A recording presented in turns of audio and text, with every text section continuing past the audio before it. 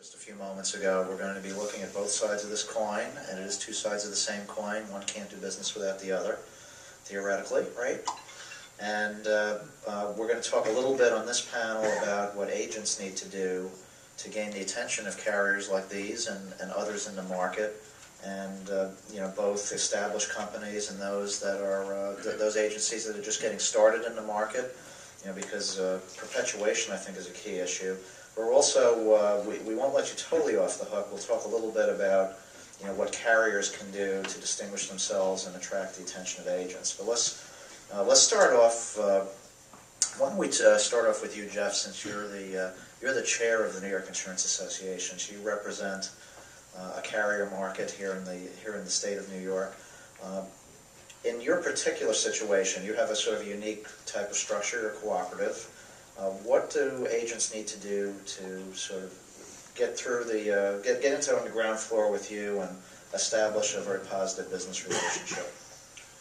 For us, we're a small carrier, Sam, and for the most part, we're just looking at contacts when it comes to independent agencies, looking to do business in with what we have to offer. We're still from a small community. We're still looking at some of the more rural risks. So when you take a look at it, Sam, is there a mutual business that we can generate? And from that point, just give us a call. Well, how do you go about recruiting? Do you actively recruit new agents? Do you wait for people to come to you? To be honest with you, since I've been in 1985, we've never really done any cold calls. We've been, internally, ours has been a slow growth. We've been slowly accumulating agencies over time. And for the most part, we've had agencies call us, and I'd like to be associated with the Wing Cooperative. So for the most part, we've looking at it straight from a call-in basis. We've seen your product. So what we've had in the past is our product really sells our company for the most part. And Cindy, how about you over at Mercury? We currently have about 800 agents in the state, and that includes all of Long Island, New York City. We are open to appoint new agents. I don't want to say I'll appoint everybody on the street, because I won't. What we look at is an agency that's going to be involved, not just have be the easiest or the cheapest on the street. If that's what you're looking for, then obviously Mercury may not be that company, but we're going to be somebody who's there as a partner with the agency. We tend to, look at an agency more than just. It used to be funny back in the late '90s. That when all the companies were coming into New York State, it seemed like they appointed anybody who could, breathe. And now it kind of got a little more tight, because obviously the market turned a lot tighter. And we may be seeing that again, but I think there's a lot of people out there that want to have companies, direct companies, and we definitely will do that. But we want to partner in it. We don't necessarily want to just. It's not one-sided. Now, what does partnership mean? What is that? Because that word is thrown around a lot. How is that? How is a partnership defined in a Mercury context? Basically, what we look for in an agency as a partner is somebody who's going to upfront underwrite and be fair with what they're giving the company. Not necessarily risks that are a little borderline. I don't mean driving record, but I mean more like borderline that you don't have all the information. And on our side, compensation, as well as if there's something that has to be made as an exception, we tend to do that for our agents. Not everything is, as you know, not everything is like totally black or totally white in insurance. It seems like everybody's got something wrong with them. And Anne, how about over at Erie Insurance Group? What type of recruitment method do you have for agents? What type of standards are set for what an agent needs to provide to you to convince you to do business with them? And how do you go about recruiting your agency force, essentially? All right, great question. Roughly 70% of all our agents started with us as a scratch agency. So we're a $4.5 billion entity. Our average agent is probably $2.25 million with us, and to have 70% actually start with Erie as their startup carrier is a pretty loud testament to the partnership and the support we're able to provide. We are open to new appointments in New York, and we do have appointments with what I call, the larger independent agent. We don't necessarily do that well in that type of office.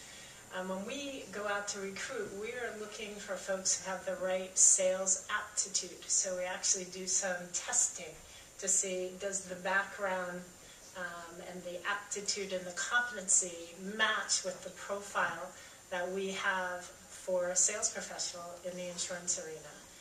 We'll do a background check, and if that is clear, we'll also ask you for a business plan. So we have expectations around what you'll be able to deliver your first, second, and third year with us. And if all that pass muster, we will appoint you, and we provide support to help you in that journey. I had the opportunity to meet with someone who started a scratch agency, not with us, I think unfortunately, in 2009, and he described the journey as hell. And it wasn't with us, okay? But what he shared is he had no idea how difficult it was to get a market, how difficult it was to get a carrier. So we're often looking for the entrepreneur who's thinking about doing their own thing. Right? So they have had a nice track record, and they want to be their own boss, their own independent business owner. And we have support to help them be successful. Now you...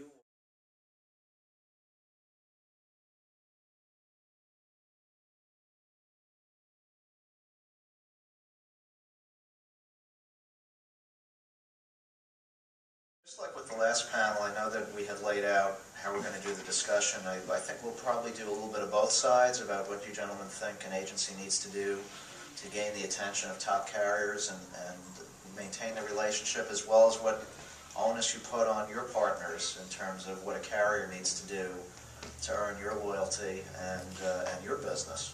Why don't we just start while it's fresh in our minds, what your impressions of the company panel was. Was there anything that jumped out at you that was either a surprise or that you thought we may have overlooked in the discussion? Gino, what do you think? Okay, sure. There you go. Those glasses are gone. Sure. Just to start off, my perspective was, you have very divergent business models for all three of the companies, and while they're very different, they're all servicing an aspect of the marketplace, and they're all doing it in their own way. So, whether or not you're looking at for an agent partnership, you have to figure out, do you fit into one of those so-called, tiers of business? Are you looking to partner with an agency and stay with them? To partner with a company and stay with them from inception all the way through and have them as your main carrier? Are you looking for more of a agent-driven company that is experienced in the state and operates in other states? Are you looking for more of a cooperative partnership, and does your clientele or the business that you can actively market, does it mesh well with that company? Excellent. Rich, what was your impressions? Gino did such a great job of explaining that. I'm not so sure I have anything to add. Gino's 100% right. The carrier mix that has been put in front of us today was actually a great mix, because each one of these carriers really come from a whole different mentality and certainly have a different way of thinking and approaching their agents. From Erie, who really likes to work with a smaller one-on-one model, to Mercury, who has lots and lots of agents, and obviously the co-ops in the middle. Where we're located, we have the opportunity, we get to work with co-ops, nationals, regionals, and super regionals. And quite honestly, I think every one of them have their place. The most important thing that seemed to really span amongst all three carriers was the agent and company relationship, and the fact that there has to be one. Our current president, Mike Skill, I think your presentation in the beginning of the day, which said that you have to have a great relationship with your client and a great relationship with your company, and if you're missing one of them, it's just not going to happen, I think really nails it on the head. And quite honestly, after listening to all three carriers, I think we all come to the same place on that. Mike, did anything either surprise you, or was there anything that you were disappointed we didn't bring up? No, I can't really say. I was really surprised. I'm familiar with all three carriers. I would say probably the one carrier, type of carrier we didn't have was the general purpose carrier that a lot of us represent, that is willing to be in the larger agencies, offer the full gamut, personal, commercial, big, small, that type of thing. But regardless of the type of carrier, from the small co-ops and mutuals to the larger national carriers, and regardless of how, your model and how exclusive you want to be with your agents and your agency force, or you want to be in, a lot of different shops, what the carrier reps set up here applies across the board. And, it's just how you want to apply it. But it's the same principles, and for success, those principles have to be applied, and it's worked well for those three, and for the agents that are successful in partnering with those three, it's worked well for them.